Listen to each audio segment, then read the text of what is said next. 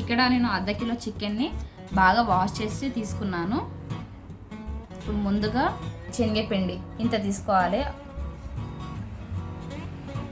తర్వాత కార్న్ఫ్లోర్ కొంచెం తగ్గించి తీసుకోవాలి. శనగపిండి కన్నా కొంచెం తగ్గించి కార్న్ఫ్లోర్ తీసుకున్నాను. తర్వాత ఈ మసాలాలు, ఈ చికెన్ మసాలా, ధనియా పౌడర్, పెప్పర్ పౌడర్. మీ దగ్గర జీరా పౌడర్ ఉంటే జీరా పౌడర్ కూడా కొంచెం వేసుకోవాలి.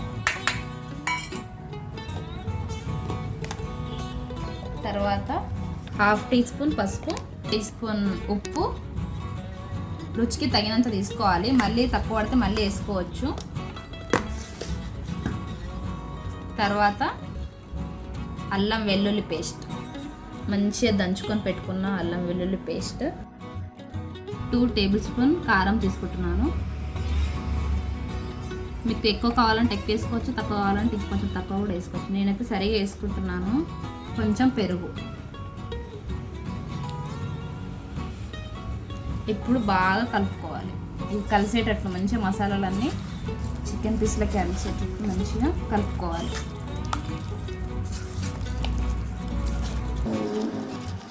ఇలా బాగా కలుపుకుంటూ ఒక 5 మినిట్స్ మంచిగా మిక్స్ చేస్తే దాని ముక్కలకంతా మంచిగా మసాలాలు అంటుకుంటాయి.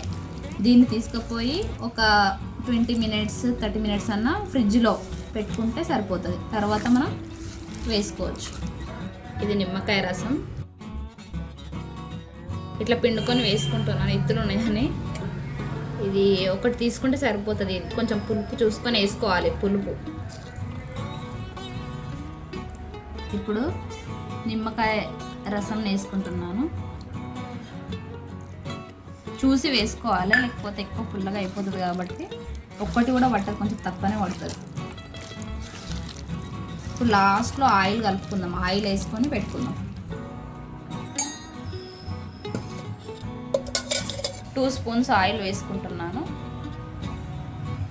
సరిపోతుంది. ఇప్పుడు బాగా మిక్స్ చేసుకొని ఇప్పుడు బాగా కలుపుకొని ఇక బాగా కలిసింది. ఇప్పుడు మనం ఫ్రిడ్జ్లో పెట్టుకుందాం. ఒక 20-30 మినిట్స్ పెట్టుకుంటే సరిపోతుంది. ఇక్కడ నేను లాస్ట్లో కొంచెం పుదీనా వేసి ఇంకోసారి కలుపుకొని, మీరు ఒకవేళ లేకపోతే మీరు వేసుకోకున్నా పర్వాలేదు. బాగా కలుపుకొని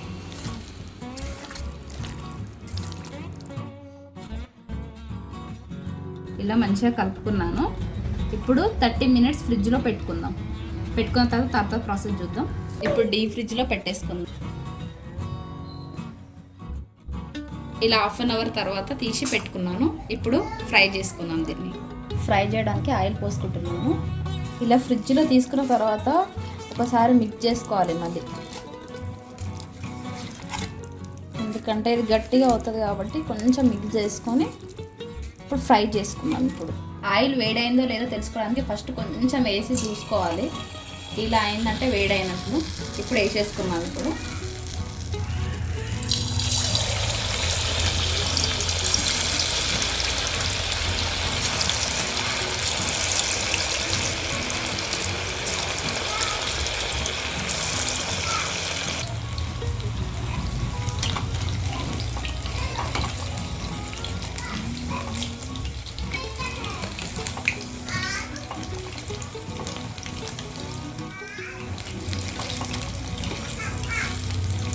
ఇలా కలుపుకుంటూ బాగా ఫ్రై చేసుకోవాలి.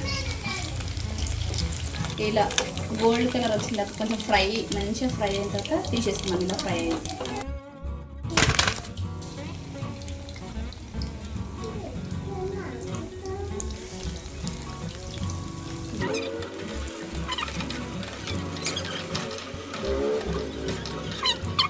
లోపల మంచిగా ఉడికేటట్లు కొంచెం సేపు కొంచెం లోపల వరకు ఫ్రై కావాలి మంచిగా. అంటే కొద్దిసేపు మంచిగా చేసుకోవాలి ఫ్రై. చూడండి ఎంత మంచిగా ఫ్రై అయిపోయినాయి. చూస్తేనే తినాలనిపిస్తుంది కదా, నోరూరిపోతుంది. మీరు కూడా ట్రై చేసి మాకు కామెంట్ బాక్స్లో కామెంట్ చేయండి. కరివేపాకు రెబ్బలను వేసుకొని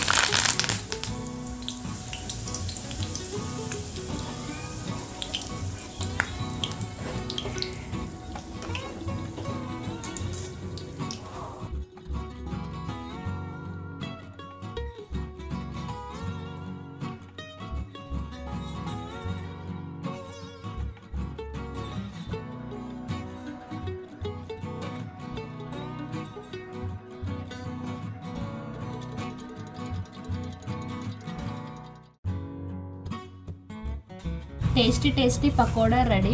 ఇప్పుడు ఎలా ఉందో చూద్దాం.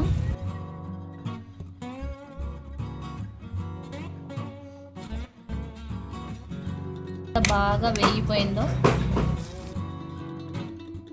చూడండి, ఎంత మంచిగా ఫ్రై అయిపోయిందో లోపల. తిని చెప్తాను.